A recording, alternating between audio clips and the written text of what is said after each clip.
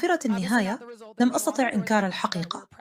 لقد أصبحت المغرب عقدة الولايات المتحدة الأمريكية في كرة القدم للفئات السنية.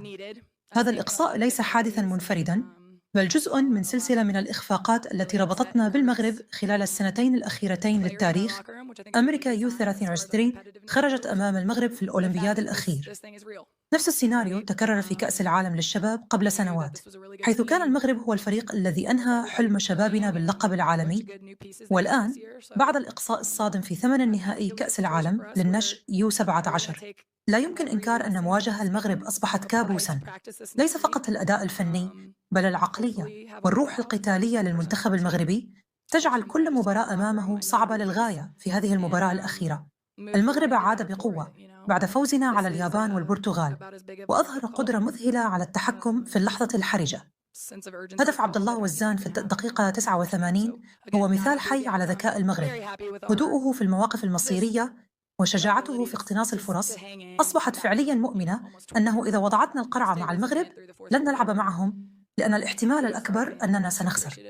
المغرب يمتلك عامل نفسي حقيقي ضد أمريكا، ليس فقط كفريق بل كعقدة مستمرة عبر البطولات. لننظر إلى الحقائق: الأولمبياد، إخفاق أمام المغرب كأس العالم للشباب يو 20، المغرب توج باللقب بعد هزيمة أمريكا كأس العالم يو 17. اليوم إخفاق جديد في ثمن النهائي. هذه ليست صدفة، بل دليل على تفوق مستمر للمغرب في اللقاءات الحاسمة ضد أمريكا.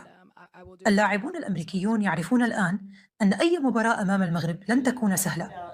هناك خوف نفسياً، شعور داخلي بأنهم سيفقدون زمام السيطرة في اللحظة الحرجة.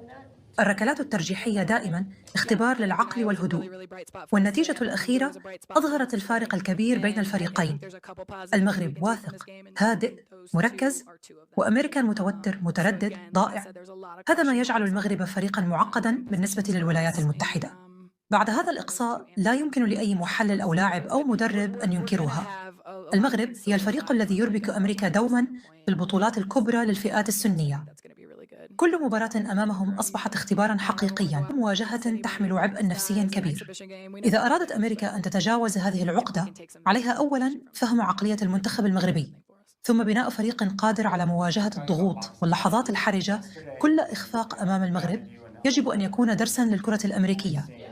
كرة القدم لا تقاس فقط بالاسم أو بالاستحواذ أو بالترتيب، بل بالشخصية، الإيمان، والقدرة على حسم المباريات تحت الضغط. المغرب أظهروا كل هذه الصفات، وعلينا أن نعترف: في الفئات السنية أصبح المغرب العقدة الحقيقية للولايات المتحدة الأمريكية. ألف ألف مبروك لمنتخب المغرب تحت 17 سنة. يعني الحقيقة مش عارفة أبدأ منين. لأ، الموضوع كبير فعلًا. التأهل الدرامي والمثير ده ضد أمريكا، ده ما كانش مجرد ماتش كورة، ده كان فيلم سينمائي متكامل. بالضبط، في كل حاجة. قصة ملهمة عن العزيمة والإصرار والعودة من حافة الهاوية. النهاردة هنغوص في تفاصيل التفاصيل ونحلل إيه اللي خلى الفريق المغربي ده يتألق بالشكل ده. دقائق من ربع للنهائي، لكن كرة القدم مرة أخرى أثبتت أنها لا تعترف بالأسماء ولا بالاستحواذ، بل بالشجاعة واللحظة. والمغرب امتلك اللحظة. أعرف أن الجماهير الأمريكية ستبحث عن تبريرات: الإرهاق، الحظ، ركلات الترجيح. لكن الحقيقة التي علينا مواجهتها هي أننا واجهنا منتخبا شجاعا مقاتلا. لا يستسلم منتخب لاعب بعقلية رجل ثان، لكن بقلب بطل. كنا الأفضل على الورق، نعم، لكن المغرب كان الأفضل على الملعب حين أصبح الخطأ ممنوعا.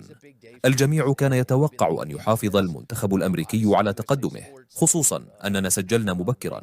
لكنني لاحظت شيئا خطيرا: كلما مرت دقائق المباراة كلما زادت جرأة المغرب وقلت ثقة لاعبين المغرب. لم يختف بعد الهدف الأول، لم ينكمش، لم يخف، بل رفع الإيقاع وخلق فرصا واقترب من المرمى أكثر مما توقعنا. حين جاء هدف المغرب في الدقيقة 89 لم يكن مفاجئا كما ظن البعض، كان نتيجة طبيعية لضغط استمر 20 دقيقة كاملة. اللاعبون الأمريكيون تراجعوا بدافع الخوف، بينما اللاعبين المغاربة تقدموا بدافع الإيمان.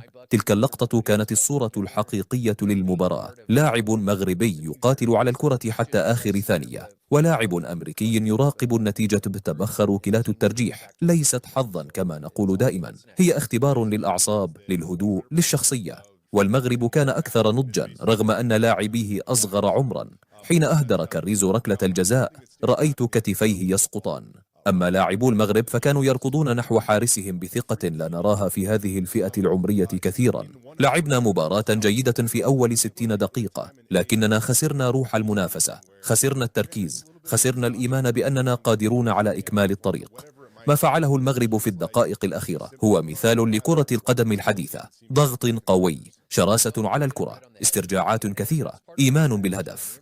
علينا أن نعترف، المغرب أصبح قوة صاعدة في كرة القدم العالمية، ليس فقط في فئة الكبار بل أيضا في الفئات السنية.